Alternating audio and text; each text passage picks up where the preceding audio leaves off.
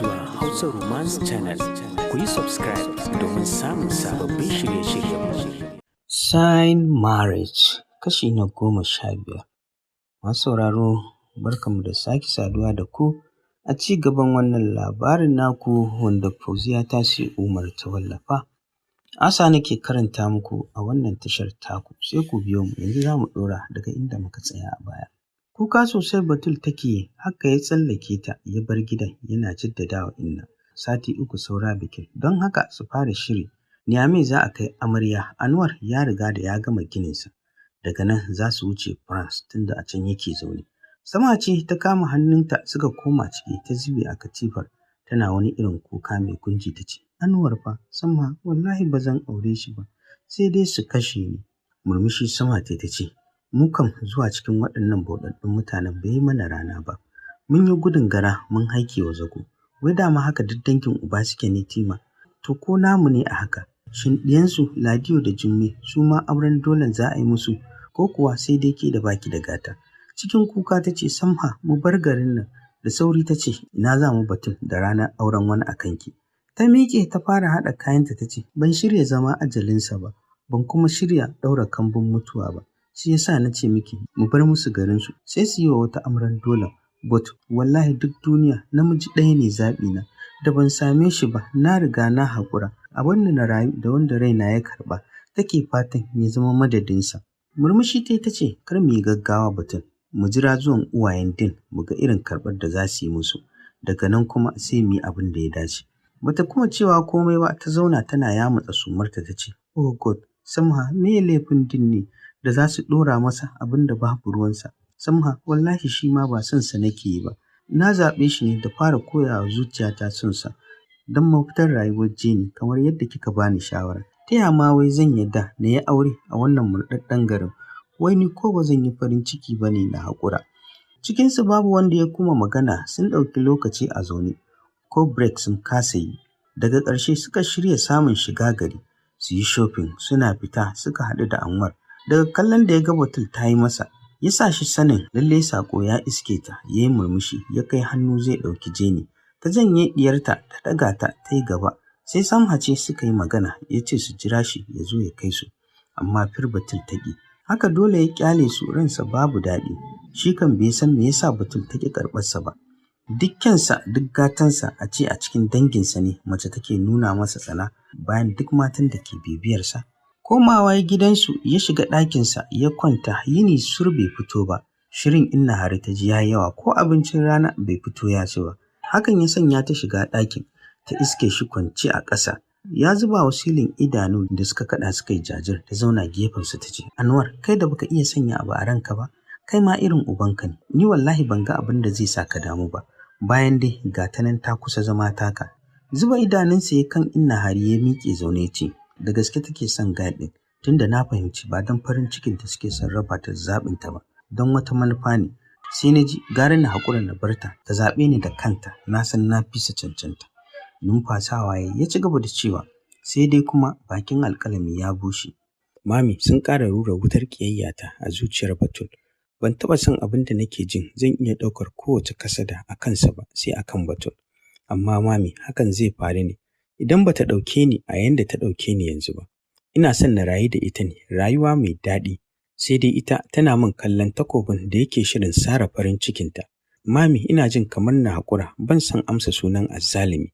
Tun a neman aure za ta ci gaba da kallona a haka ne har cikin auren. Shafa kwantacciyar sumarsa ta ce, me kuma azzalumi Anwaru? Ba kai ne azzalumi ba, uwayenta ne, kuma ka san faɗuwar gaba asarin namiji. Ka dake idan ka ɗauka za ta sauko. Ita ɗin ɗiya mace ce, Anwaru, hal jaza'ul ihsani ilal ihsan. Sakamakon mai kyautatawa a kyautata musa. Ina da tabbacin idan da irin mu'amalarka za ka mu'amalanci ta manzo, wallahi sai ta soka fiye da son da take yi wa wannan Sudanis ɗin. Kai dai ka wasa zuciyarka, ka ƙarfafa ƙaddararka. Ni wallahi tausayi ka bani, wannan bazawarar ɗiyar duk ta susuta mana samarinmu. Ni har yanzu ban ga irin ta ba. A hasale ya ce, za ki fara ko Mami, zan ɗauki taɓa martabar Batul ba. Ko me ce ina son ta haka, haba don Allah, ba ma dole ta ƙini ba. Tunda na zo wannan garin kuke jera jifanta da munanan kalamai. Wai mutum yakan iya canza ƙaddarar shi ne? Murmushi ta ce, a'a Anwaru a yi haƙuri, ni ban ƙin ta manzo. Kawai dai yadda kuka susuce ni yake bani mamaki cikin kyawawan buzayen ɗiyoyin da ke wannan gari. An baka kaki, yau kuma ga ka kwance, ka kai kanka inda baka da gurbi. Bathroom ya shige, ita ma ta miƙe ta fice daga ɗakin ta kawo masa abinci. Bai ci na kirki ba, yana yi yana duba agogo. Su kuwa suna fita suka nemi abin hawa ya fitar da su cikin garin da magaran tare da kiran din su ji inda yake. Suka ƙarasa suka gaisa sun jima tare da shi. Sannan ya shirya su suka fita kasuwar suka yi siyayya. Sama ce ta yi musu siyayya su ko guri suka samu suka tsaya ya dube ta sosai ya ce, wani abu ya kuma faruwa ne mai zuma ta? Ajiyar zuciya ta sauke ta ce, yaushe za ka tafi? Murmushi ya ce, mun yi magana da dad ya ce na zauna gobe zai shigo Nijar. Za su taho da yayansa sai su je garinku su nema min aurenki. Ajiyar zuciya ta sauke ta ce, na ji daɗin hakan sai dai Allah ya sa su amince. Nan ta sanar da shi abin da suka yanke ya ajiyar zuciya ce, ba su canza hukuncin Ubangiji. Fatima, mu bar wa Allah shi ya san me yake rubuce a allon ƙudura. Da wannan suka yi sallama suka nufi gida shi kuma ya koma masaukinsa. Tunda suka koma kowa ido ta ƙi yarda Anwar ya sanya ta. In ya kirayi wayarta ba ma ta ɗagawa. Haka suka cinye kwana biyu da rana kuwa Nur ya kira ta ya ce ta faɗa wa su baffan mai gari ga baƙinsa nan. Haka ta sanar da bana Haladu. Shi ne ya sanar da su zuwan baƙin suka shigo garin da jiniyarsu suka faka. Tarba sosai suka samu gurin su baffan mai gari. Sannan suka zayyana musu abin da ke tafa da su. Suka yi shiru na tsayin lokaci kafin daga bisani baffan mai gari ya ce, mun yi tunanin zai sanar da ku gaskiyar abin da muka sanar da shi da bai wahalar da ku ba. Alhaji, wato wannan yarinyar mun riga mun yi mata miji. Yanzu haka bikin saura sati 2 da 'yan ɗoriyar kwanaki. Kuma ku sani bisa ga al'ada in ba dole ba yarinya ta rasa masoyi cikin danginmu. Ba ma kai iri waje gonar gida ba ta shuku ba. Saboda haka muke ba ku haƙuri wahalar da ku da wannan yaron yayi. Yara ne na zamani kai ka haife su ba ka haifi halinsu ba. Ita ma haka muke fama da ita, shi yasa muka ga gara mu ba da ita a gida a ringa kwabarta ana mata tsawa.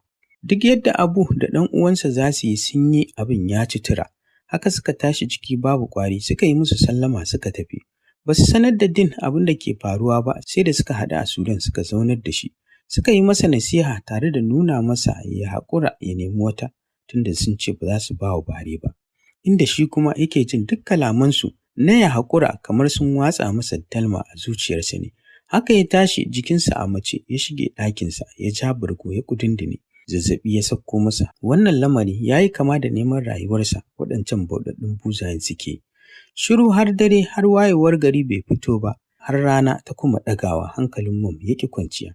Ta tashi ta nufi ɗakin nasa.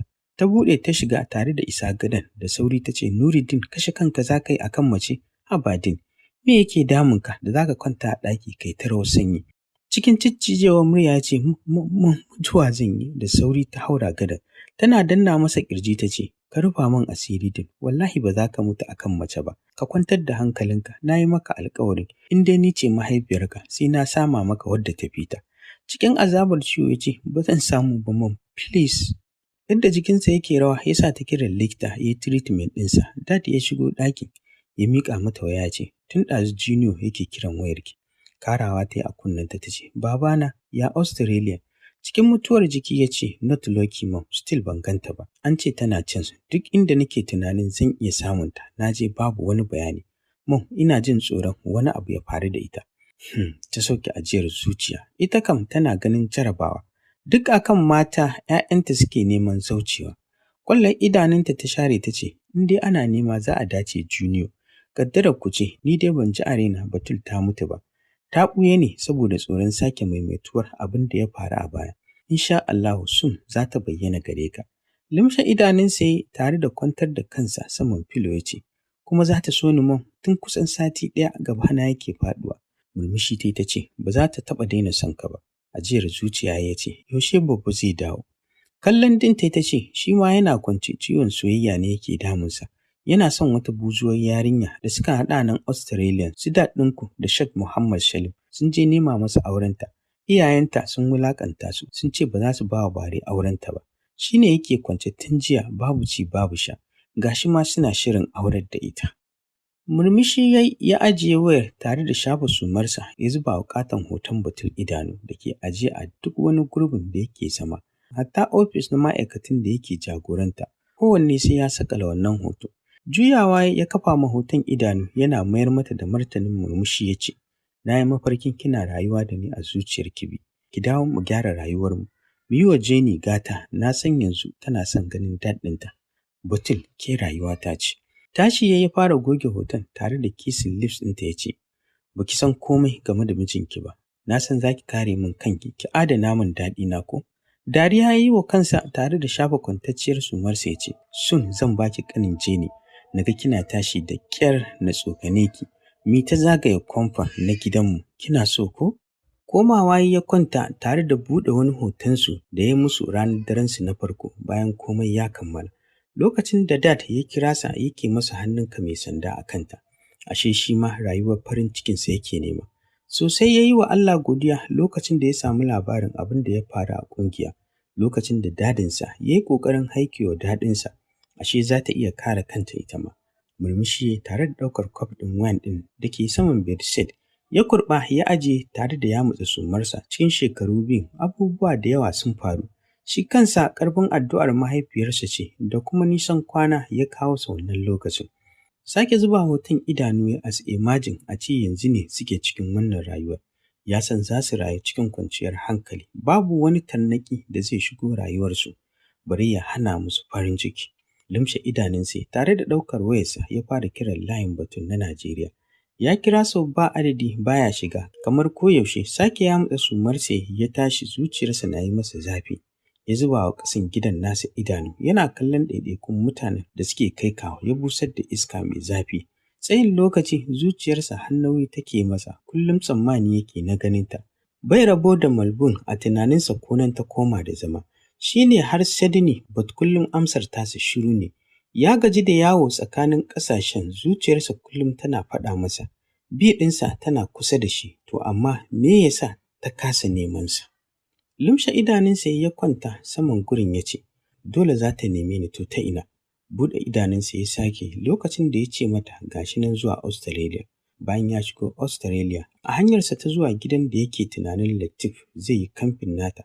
Komai ya faru da ya zamo silar ɓacewar junansu. Gashi yanzu komai ya wuce ya zama tarihi. Bebin da suke burin halaka wadda a dalilinsa suke son su jefa ta a ƙungiyar asiri. Yau tana da shekara kusan 2 a duniya. Yana jin duk wani motsin gudan jininsa a cikin nasa. Jinin yana rayuwa da kewarsu. Kullum da wannan damuwar yake kwana a mafi yawan darare. Takan hana shi bacci.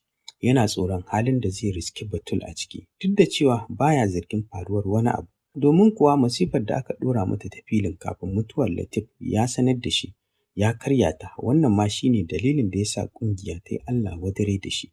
Tare da janye masa tallafi a ƙarshe suka bayar da jininsa ga dodon tsafi. Wannan ya faru ne ranar da Batul ta haifi Jenny. Ranar ne duk wani ƙulli da aka shafe shekara sama da 30 ana ƙullawa ya rushe. Ranar ne alƙalman tsafi suka ƙwace wa dukkan wani wanda ya dogara da ƙungiyar Amnesty. Ranar ne kuma ruhika suka rabu da gangar jiki da yawa.